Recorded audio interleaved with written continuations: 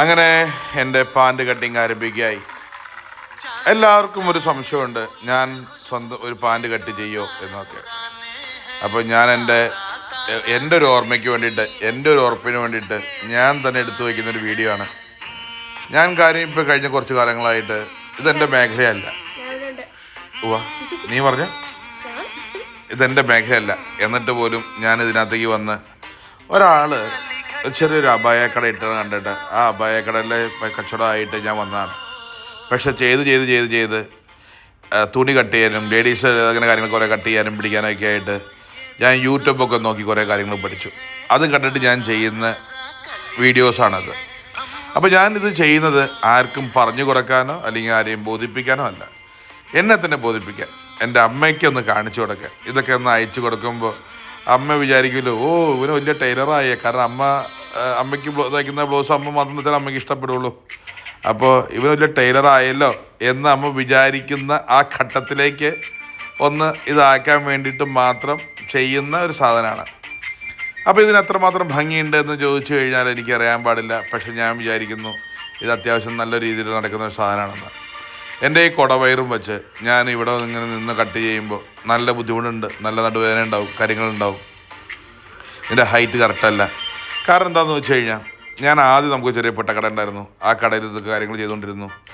ഇത് ഒരാളും ഇതിൻ്റെ വൃത്തിയായിട്ടുള്ള ടെക്നിക്ക് പറഞ്ഞു തരില്ല എന്നുള്ളതാണ്. ഒരു പാൻറ് എന്ന് പറയുമ്പോൾ ഏതൊക്കെ രീതിയിൽ കട്ട് ചെയ്യാമെന്നറിയാമോ? അപ്പോൾ ഇതൊക്കെ നമ്മൾ അറിയാനും നമ്മൾ ചെയ്യാനും ചെയ്തു വരുമ്പോൾ നമ്മൾക്ക് ഉണ്ടാകുന്ന സംശയങ്ങൾ, നമ്മുടെ അറിവുകൾ, ഇതൊക്കെ ഒരു വീഡിയോ ആക്കി ചെയ്യണമെന്നുണ്ട്.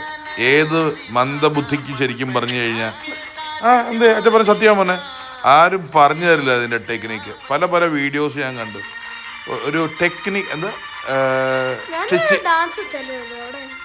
അതറിയില്ല. സ്റ്റിച്ചിങ് ആൻഡ് ടെക്നിക്കൽ ചാനൽ എന്ന് പറഞ്ഞ ഒരാളുടെ ചാനലുണ്ട്. ആളുടെ ചാനൽ കണ്ടാണ് ഞാൻ ശരിക്കും പറഞ്ഞത് ഷർട്ടിൻ്റെ ഒരു വ്യക്തത എനിക്ക് കൈ വന്നത്. അതിക്ക് മുന്നേ ഞാൻ പറയുന്നത് ഇത് കണ്ടിട്ടുണ്ട് കേട്ടോ. എന്നെ ഒരാൾ ബാലമംഗ് എന്ന് പറയുന്ന ഒരു ഭായി എനിക്ക് പറഞ്ഞു തന്നു. പക്ഷേ ആൾക്ക് ഹിന്ദി അറിയാൻ പാടില്ല. ഹിന്ദി അറിയാൻ പാടില്ല, ആൾ ബംഗാളിയാണ്. അപ്പോൾ ആൾക്കും അറിയാവുന്നത് എങ്ങനെയാണെന്ന് വെച്ച് കഴിഞ്ഞാൽ കുറേ അഡ്ജസ്റ്റ് ചെയ്ത് കട്ട് ചെയ്യാമെന്നല്ലാതെ കറക്റ്റ് ഇന്ന കാരണം കൊണ്ട് അങ്ങനെയൊന്നും പറഞ്ഞു തരാനും ആൾക്കും അറിയാൻ പാടില്ല, ആൾക്കിത് അറിയാൻ പാടില്ല. പക്ഷെ ആൾ നല്ലൊരാളായിരുന്നു കേട്ടോ.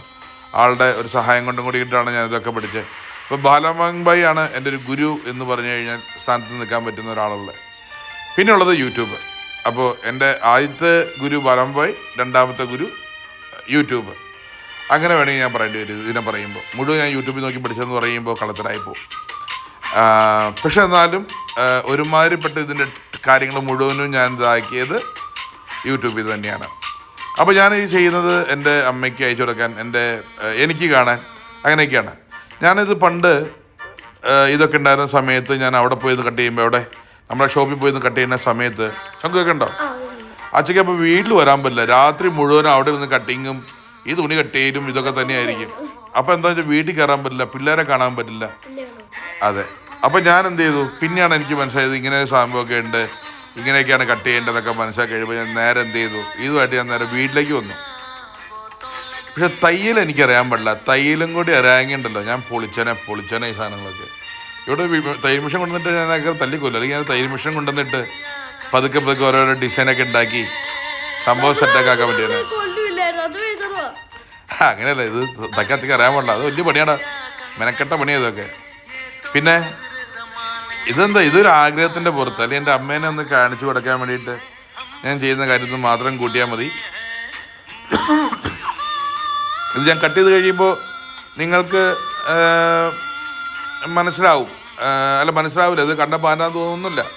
പക്ഷെ അറിയാവുന്ന ഒരാൾക്ക് കണ്ടു കഴിഞ്ഞാൽ ഇതിൻ്റെ ഭംഗി മനസ്സിലാകാൻ പറ്റും എന്ന് ഞാൻ വിശ്വസിക്കുന്നു, അല്ലെങ്കിൽ ഞാൻ വിചാരിക്കുന്നു എന്ന് വേണം ഇതിനെ പറയാൻ.